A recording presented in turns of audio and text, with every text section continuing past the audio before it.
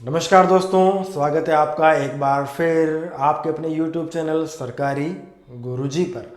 मैं गोविंद एक बार फिर से आपका हार्दिक अभिनंदन करता हूं। आइए शुरू करते हैं अलंकार के अगले टॉपिक को, अलंकार के अगले भेदों को। आइए दोस्तों, पहला जो अलंकार है आज का दोस्तों वो है असंगति अलंकार। असंगति अलंकार दोस्तों, नाम से स्पष्ट है, संगति नहीं होती है वहां पर, जहां संगति नहीं होती वहां पर संगति असंगति अलंकार होता है। परिभाषा, जहां या जिस कथन में, जहां किसी कथन में कारण एवं कार्य के बीच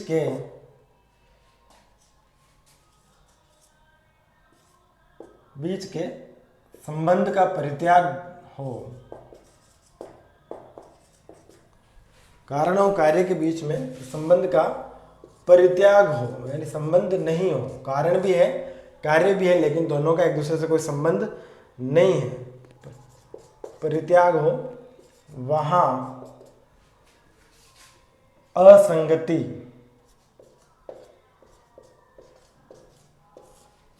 अलंकार होता है दोस्तों। जहां पर कारण और कार्य के बीच, कारण भी है किसी, पहले हमने देखा था विशेषोक्ति और विभावना अलंकार में, किसी काम को करने के लिए कारण होना जरूरी है। कारण एवं कार्य दोनों के बीच असंगति हो, दोनों के बीच कोई संबंध नहीं हो, कारण है और कार्य भी हुआ है लेकिन जिस कारण से वो कार्य हुआ है उन दोनों के बीच में सामंजस्य नहीं हो, संबंध नहीं हो, वहां पर संबंध का परित्याग हो, यानी संबंध नहीं हो, वहां पर असंगति अलंकार होता है दोस्तों, है ना। कथन, ऐसा कथन दर्शाया गया हो जहां पर कारण है, कार्य भी है लेकिन कारण और कार्य में असंगति है, यानी संबंधी नहीं है दोनों के बीच में, वहां असंगति अलंकार होता है दोस्तों। जैसे उदाहरण के तौर पर इसे हम आसान भाषा में समझें तो अपराध किसी और का और सजा किसी और को।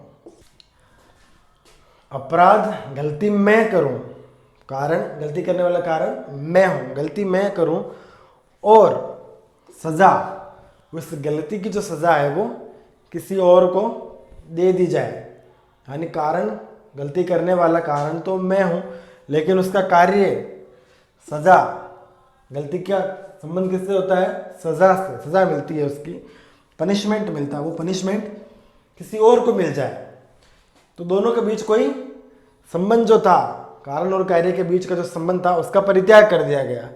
जिसने अपराध किया उसी को सजा मिलती, तब ये संगत होती।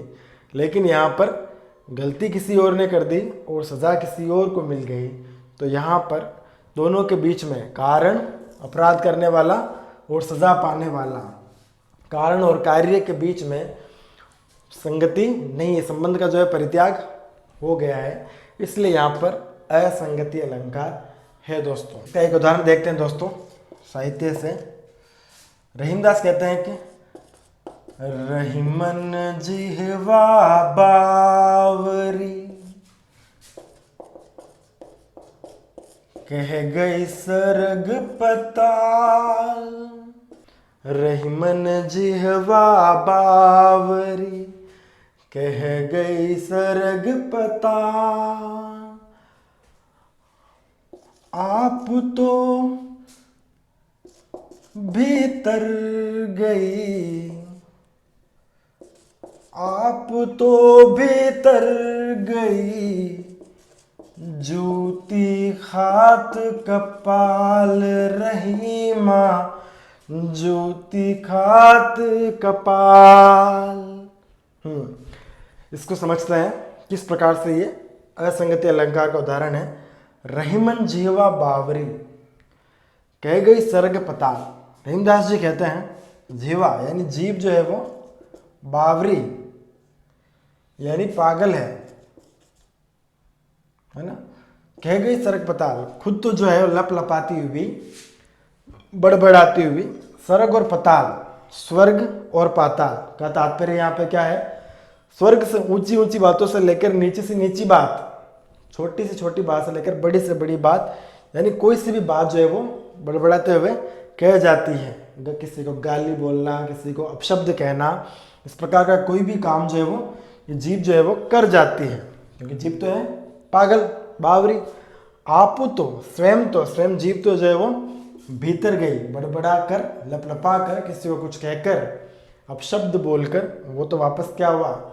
इस मोह रूपी गुफा में वापस छुप गई। लेकिन ज्योति खात कपाल, लेकिन इस जीभ के जो अपशब्द बोलने का जो परिणाम है, किसी को हम अपशब्द बोलते हैं तो क्या परिणाम होता है? मार पड़ती है, धुलाई होती है अपनी। बस वो धुलाई किसको सहन करनी पड़ती है? इस कपाल यानी खोपड़ी को। तो खोपड़ी की धुलाई अच्छे से हो जाती है। ये रहीमदास का उदाहरण है। अब यहाँ पर कैसे असंगति है कि काम तो सारा, गलत काम तो किसने किया? सारा जीभ ने, है ना। अपशब्द किसने कहे? जीभ ने। लेकिन जो परिणाम किसको भुगतना पड़ा? उस अपशब्द कहने का जो परिणाम किसको भुगतना पड़ा? इस खोपड़ी को। इसके ऊपर जूते बरस गए, इसको जूते खाने पड़ गए।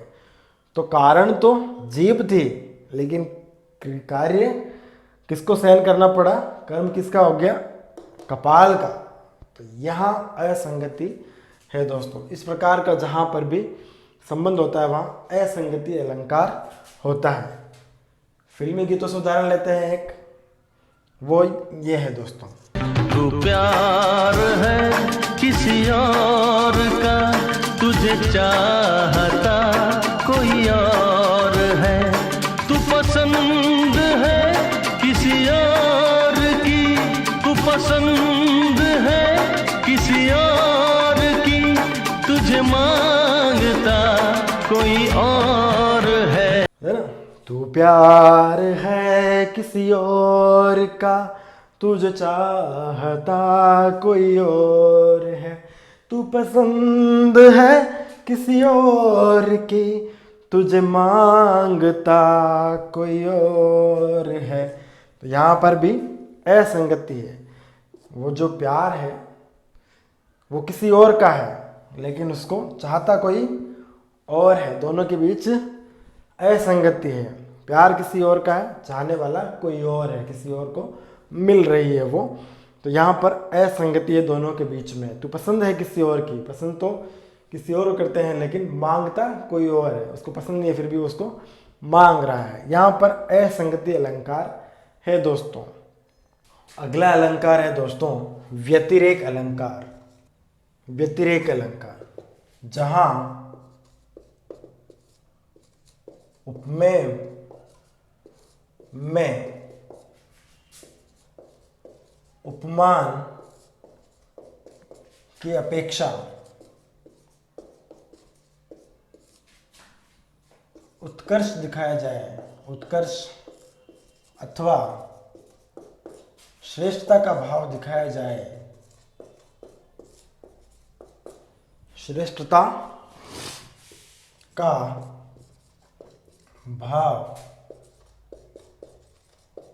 दिखाया जाए, वहां व्यतिरेक अलंकार होता है दोस्तों। ये जो अलंकार है उपमेय यानी कि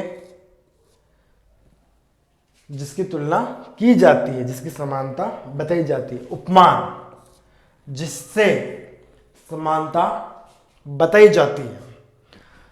उपमेय में उपमान की अपेक्षा यानी उपमान से भी ज्यादा उत्कर्ष, यानी कि उसको और ज्यादा बड़ा, उपमेय को उपमान से भी ज्यादा।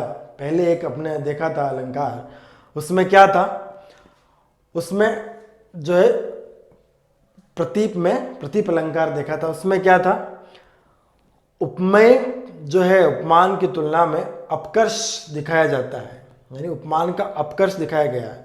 लेकिन यहाँ पे उपमान है जैसा का जैसा ही है, उसको कम नहीं किया है, लेकिन उपमेय को और ज़्यादा बढ़ा हुआ बता दिया गया है। अपेक्षा उत्कर्ष अथवा श्रेष्ठता का भाव, उपमेय जो है उपमान से अधिक श्रेष्ठ, अच्छा है, श्रेष्ठता का भाव लिए हुए हैं, वहाँ व्यतिरेक अलंकार होता है दोस्तों।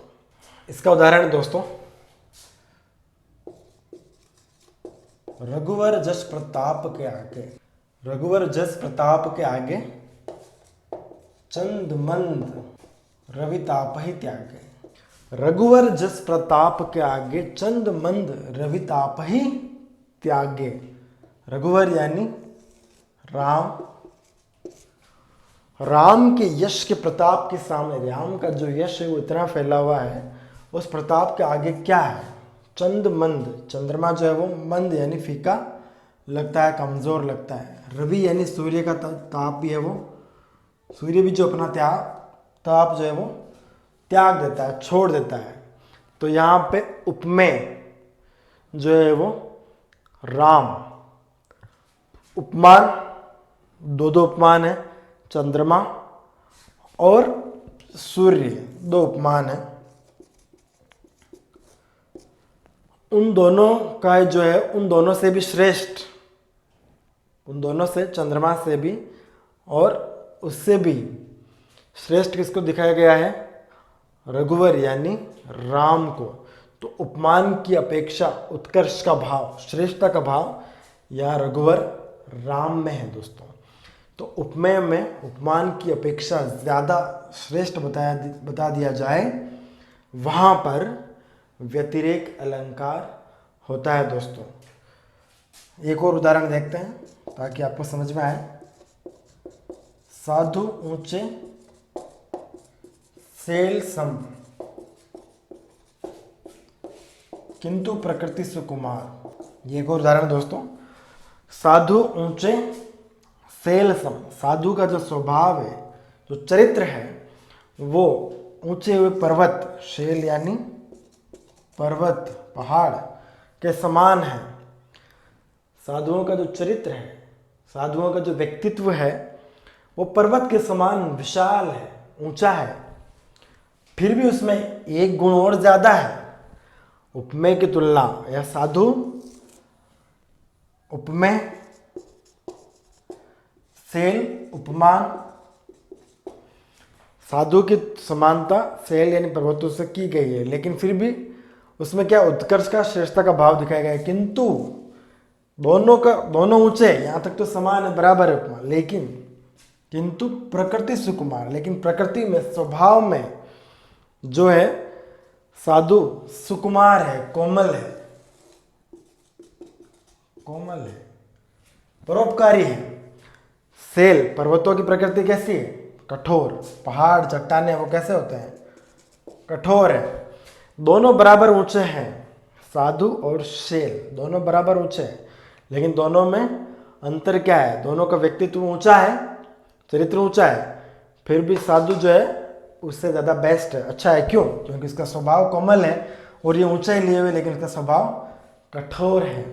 तो एक गुण जो है वो साधुओं में उस सेल यानी पर्वत से ज़्यादा बताया गया है। तो श्रेष्ठता दिखाई गई है साधुओं में पर्वत से ज़्यादा।